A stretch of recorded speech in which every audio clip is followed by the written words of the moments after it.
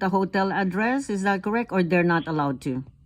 They are allowed to if it is true. I see. All right. As long as, and if there's, and besides, I remember you saying that, Attorney Golan, even though they receive a visa or any type of documentation at the entry in the United States, they actually will be asked again many questions, correct?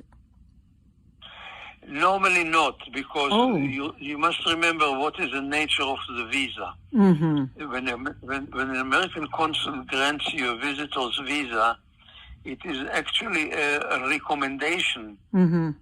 The nature of the visa is a recommendation to the immigration officer at the port of entry to let you in. But it is not a determination, it's not a decision. Mm-hmm. It's only a recommendation. The consul is telling the officer, I already looked at the background of this person, and it seems to me that he or she is okay. Okay? But the officer at the airport is entitled, has the power to ask question if he finds it necessary, or if she finds it necessary to question the applicant. Mm-hmm. If they see anything suspicious or unusual about the applicant, they can shunt them aside to what we call secondary inspection, okay, and question them very thoroughly, and maybe even check their telephones to see if they have any kind of incriminating material on the telephone. Okay, check their computer records very carefully. Okay, put them in through lengthy questioning. Okay, and they may simply then revoke, cancel the consul's visa, and send them back. Wow.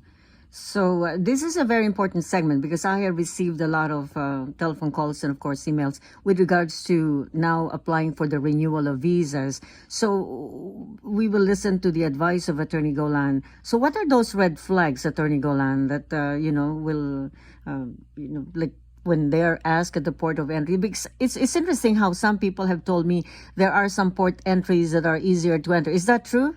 Are there like ports of entries at top choice? I don't think it has to do very much with the port of entry. It has to do more with the personality or attitude of the officer. Uh-huh. Okay. The power is in the hands of the officer. Maybe it is more in the port of entry if the local manager is stricter, and then everybody under the manager is stricter. Right. That's right. What they are looking for is to see how often this person traveled to the U.S. And how long this person stayed on previous visits. If you have somebody who came 6 times in the last 2 years and every time stayed 5.5 months and left for 2 weeks and came back after 3 weeks or 2 or 3 weeks, then they are suspicious that they are not real tourists. They are not real visitors. And then if they look into their telephone, into their cell phone, and see that they have the addresses of various employers or employment agencies, right, then they say you are not coming for a visit, you are coming for work. So that means when they're interviewed, Attorney Golan, at the counter, they can see, they have their particular computers that they will know the background of the person who's entering, everything, their records? Yes, Wow. the computer will show the frequency and length of prior visits. I remember that I had mentioned this to you before. It was a Christmas season when somebody was called for a secondary interview, as you said. And once again, would like to reiterate to the audience today that what happens, they always say that, is it all right to have the name of an immigration lawyer in case they're subjected to a secondary interview? Or can they call for help? Look, call for help will not help them.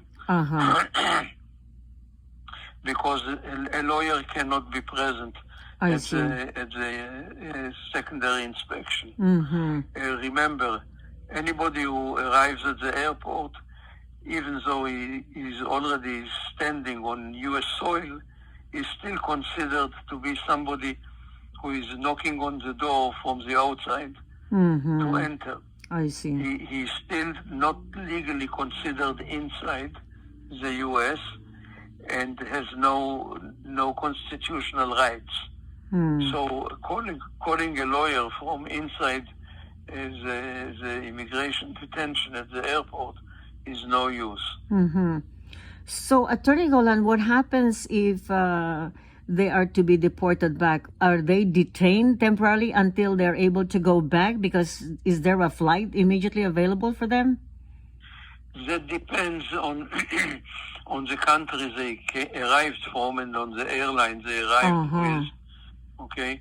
Many times they are held at the detention for 10, 12 hours until the next flight I see. is there. Sometimes if it may take 3-4 days, then they are paroled out to the U.S. on a very temporary short-term